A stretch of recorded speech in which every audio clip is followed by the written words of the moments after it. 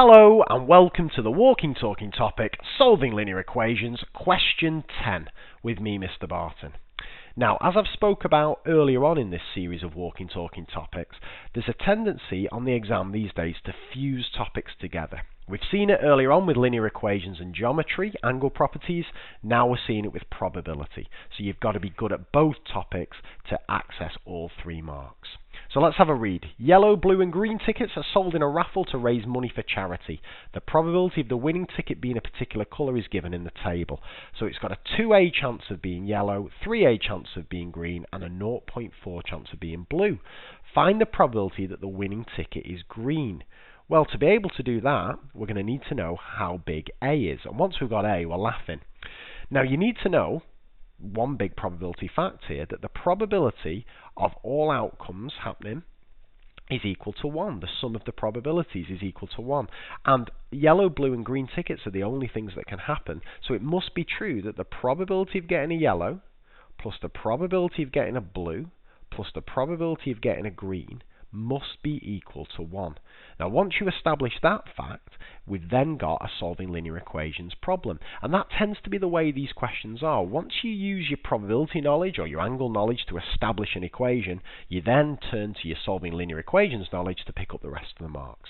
So let's not make a slip here. 2A plus 3A is equal to 5A. Still got my 0.4, and that whole thing's equal to 1. Now I'm going to solve this by subtracting 0.4 from each side. So I've still got my 5A over here, and on this side I've got 1 take away 0.4, which is, in other words, tells me that 5A is equal to 0.6. Now this is a nasty looking question, but we'll be alright. I'm going to now divide both sides by 5, and I end up with A equals 0.6 divided by 5. Now you can be forgiven for looking at that, thinking, what the flipping heck's 0.6 divided by 5? But I'll teach you a little trick here. Whenever I'm faced with a dodgy looking fraction like that, what I like to do is make it into something a bit nicer.